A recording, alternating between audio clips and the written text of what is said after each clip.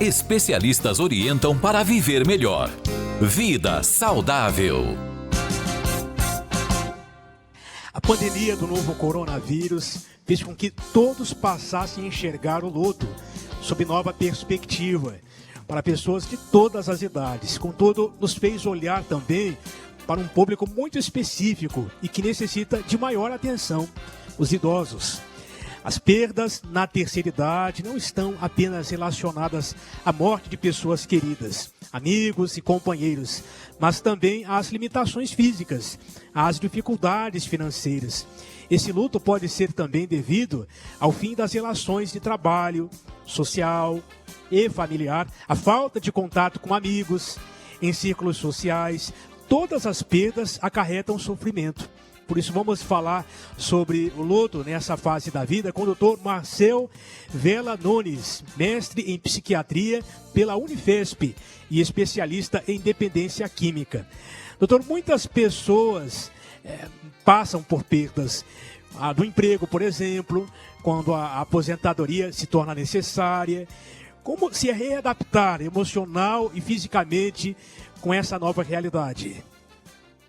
A gente percebe hoje em dia, né, que a sociedade que a gente está inserido é uma sociedade que está tão preocupada em trabalhar e acaba que não olha para o processo final, né, para a aposentadoria e quando a pessoa deixa de trabalhar. Então, quando chega esse momento, a maioria das pessoas que passaram anos da vida, a maior parte da sua vida nesse contexto de trabalho, né, e empregadas e tudo, quando precisam largar isso, eles têm muita dificuldade, porque não fizeram um trabalho adequado para isso, né, e aí não buscaram outras formas, né, de interagir que não, tanto com a sociedade, tanto com o mundo, que não trabalhando, né. Então, por exemplo, eu peguei caso de um senhor idoso, com seus 70 e poucos anos no meu consultório, que já estava cansado, já tinha levantado um patrimônio, já tinha criado todos os seus filhos, já estava bem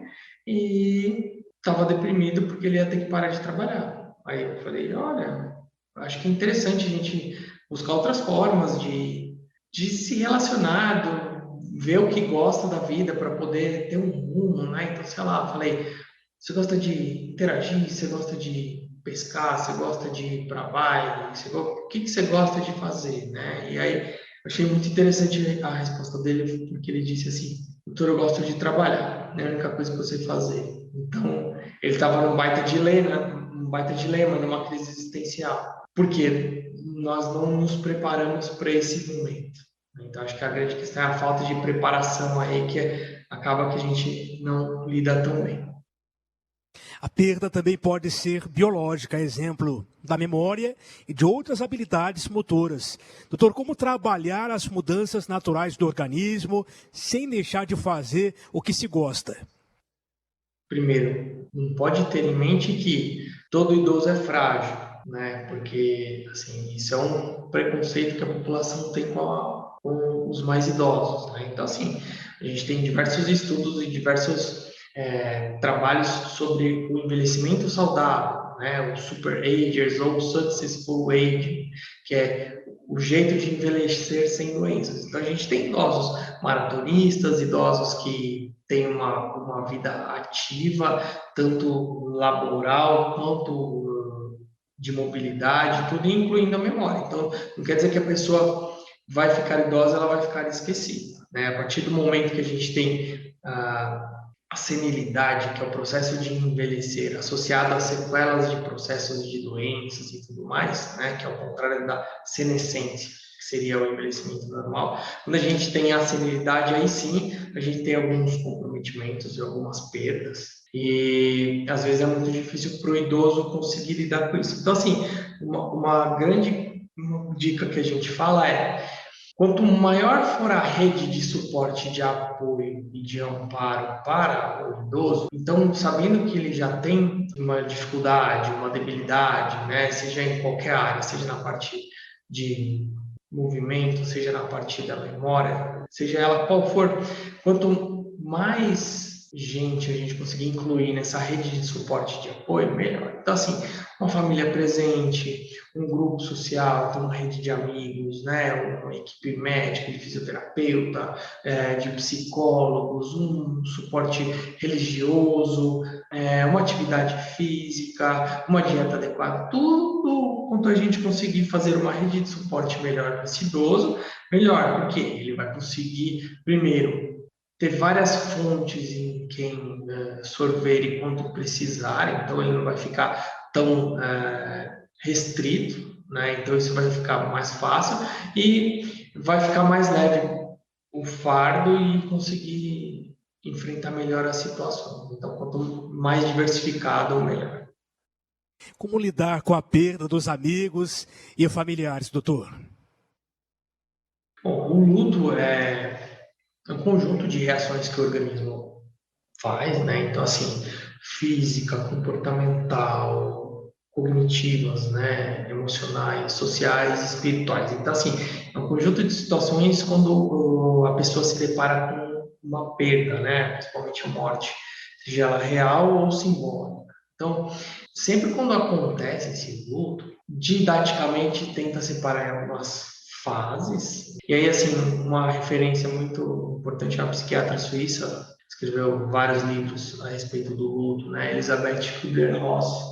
Existem diversos teóricos, diversas pessoas que estudam sobre o luto, né? E referências muito fortes, mas ela ficou a mais consagrada e a mais estudada. Então tem até vídeos sobre isso e tudo. Então, assim, tem algumas fases que a gente vê. Então a fase de primeiro, negação, que a pessoa enfrenta quando se depara com isso. Depois, a fase de bastante raiva, de ficar super indignada e com sentimentos negativos com relação a isso. Às vezes, essas fases podem acontecer concomitantemente. Depois passa por um processo de barganha, né? Que você começa a tentar conversar entre aspas com Deus e tudo, né? E assim, começa essa fase de reaproximação, depois passa por uma fase depressiva, né, de tristeza profunda, né, se deparar com a morte, com essa perda, até depois a fase de aceitação. Então, são algumas fases aí que a pessoa passa. Né? A gente às vezes acha que o sentimento mais característico que a pessoa tem com o luto seria a depressão, mas não é, né? Uma coisa que caracteriza muito o luto são assim, aqueles episódios de dor aguda bem forte, assim, né? Com muita ansiedade e com uma sensação de dor psíquica. Né? Então, essa é a principal característica do luto e não a depressão, de ficar retraído, mais melancólico e tudo mais. O luto é uma reação normal, esperada, só que pode ser que em algum momento isso se torne patológico, que a gente fala, ou seja, começa a causar prejuízo e problemas para o funcionamento da pessoa e a gente precisa ter uma ajuda profissional, claro, psiquiatra, psicólogo e tudo mais.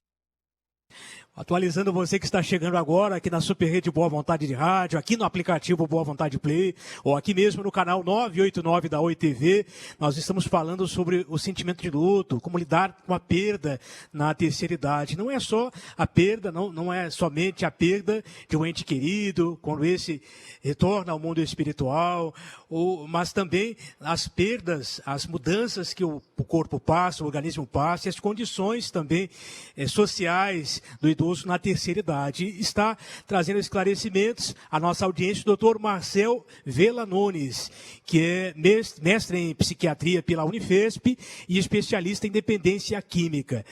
Doutor, de que forma a sociedade e a própria família podem auxiliar essa pessoa a enfrentar esse momento de luto? Legal. Boa pergunta, né? Eu acho que assim a família é fundamental. Por quê?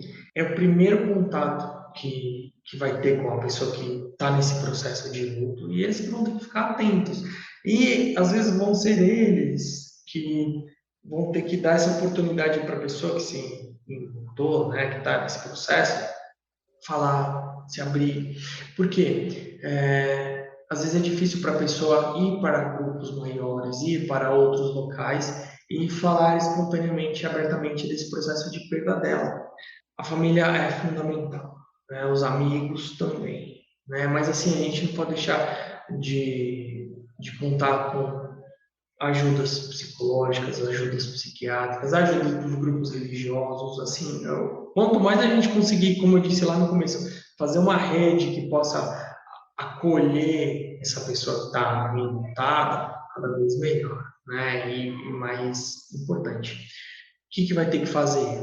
Encorajar a pessoa a ventilar os sentimentos, falar sobre aquilo, né? Das experiências positivas que ela teve com o paciente, para poder lembrar de uma maneira, né, boa, né, daquela situação, né? São estratégias de coping, que a gente fala de enfrentamento. Agora são 14 horas e 29 minutos, no horário de Brasília, 13h29 em Manaus, Amazonas. Encerrando, nós perguntamos ao Dr. Marcel o que não fazer diante da dor de um ente querido pela perda de alguém, doutor.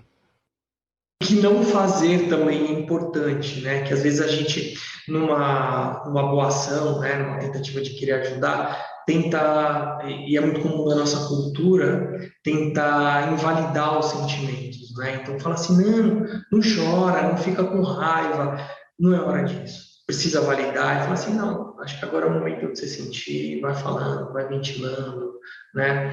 Nunca diga uma pessoa, não sinta isso, não sinta aquilo. A pessoa fala, pô, mas eu estou sentindo, né? Como eu não posso sentir isso? Então é importante também. Quando vê que isso está passando dos limites, mesmo com essas estratégias não está dando certo, acho que procurar uma ajuda profissional sempre válida para ver se isso não está se tornando algo patológico, doentio que requer tratamento, até inclusive medicação ou terapia. E a família vai precisar ficar super de olho. Então a gente tem que ficar atento a alguns fatores de risco para o luto mais complicado, né? Quais são os fatores de risco que, assim, a evidência científica mostra para a gente que tem mais, não quer dizer que vai acontecer, mas tem mais chance de ocorrer um luto mais complicado, mais demorado para se elaborar, ou que pode se tornar patológico. Pessoas enlutadas por catástrofes, mortes violentas, muito rápidas, perder filho, criança, ser do sexo feminino, antecedentes já de quadros de depressão, de transtorno de humor, pouco suporte social, sempre uma experiência de cuidar positiva com a pessoa, e a pessoa que tende a ser mais pessimista. Isso tudo são fatores de risco. Se não elaborar direitinho, vai precisar de uma ajuda profissional específica. Doutor Marcel Vela Nunes, o nosso agradecimento pelas importantes orientações, mestre em psiquiatria pela Unifesp, especialista em dependência química, convidado a retornar em outras ocasiões. Boa tarde, doutor Marcel.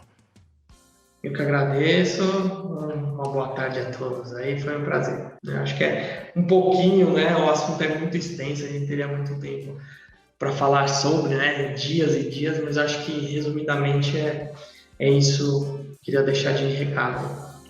É isso sim, Dr. Marcel Vela Nunes, conosco. Se você quiser ouvir novamente essa entrevista ou perdeu um ponto, quer indicar alguém, vai lá depois no aplicativo Boa Vontade Play. Em breve estará lá essa entrevista do Vida Saudável no aplicativo Boa Vontade Play. Só baixar, quem ainda não tem no celular, no tablet, e se tornar um assinante premium. Super Rede Boa Vontade. É a rede da paz. Sintonizou, o coração bateu feliz. Super Rede Boa Vontade de rádio. Sintonizar faz bem.